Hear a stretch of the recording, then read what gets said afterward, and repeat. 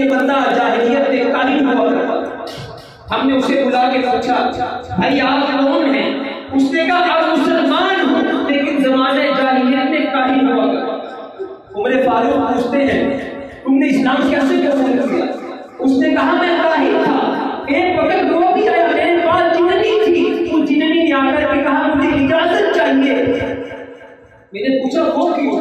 اس نے کہا آسمان سے پہلے ہم خبریں لایا کرتے تھے، ہمیں کچھ نہیں کہا جاتا تھا، لیکن آج کے بعد ہم آسمان پہ خبریں لینے جاتے ہیں، ہمیں شہادت ساقی پڑھتے ہیں، مجھے عذاب۔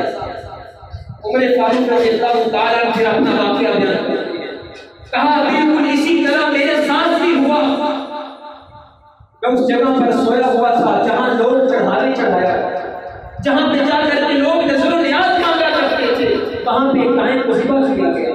اس گائے میں سے جننی کی آواز آئی، بڑی دردناک آواز آئی، لوگوں اگر عزت چاہتے ہو، اگر ترقی اور بلندی چاہتے ہو تو یاد رکھو پھر کلمہ لا الہ الا اللہ۔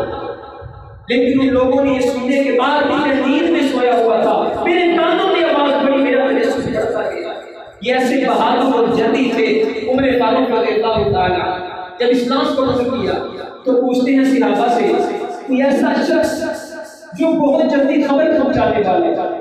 کسی نے کہا کہ جمیل نامی شخص ایسا ہے جو بہت جلدی خبریں پہنچاتا ہے، کہا اسے میرے پاس لے کر آج جب محرم الحرام اس عظیم شخص کی شہادت کا 22.5 لاکھ مربع میل میں اسلام کا پھیرا لہرانے والا، اسلام کی سربلندی کے لیے دن رات وقف کرنے والے عمر فاروق رضی اللہ تعالیٰ آج ان کی شہادت کا دن ہے۔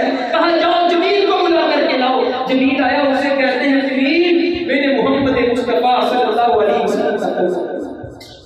وہ جمیل نے دوڑ لگا دی، جا کر کے بیت اللہ میں پہنچا۔ عمر فاروق پیچھے پیچھے جا رہے تھے اور جا کے اونچی آواز سے کہتے ہیں لوگوں آج خطاب کا بیٹا عمر تمہارے دین سے پھر چکا ہے۔ عمر فاروق پیچھے پیچھے نے کہا جمیل نہیں دین سے نہیں پھر چکا، بلکہ یہ کہو کہ عمر فاروق نے لا الہ الا اللہ کا اعلان کیا۔ جمیل یہ کہو کہ آج عمر فاروق نے عبد المطلب کے اس پوتے محمد رسول اللہ صلی اللہ علیہ وسلم کا کلمہ پڑھ کے دین اسلام کو قبول کر لیا۔ عرب کے سردار ٹوٹ پڑے، عمر فاروق رضی اللہ تعالیٰ عنہ کو مارنا چاہا۔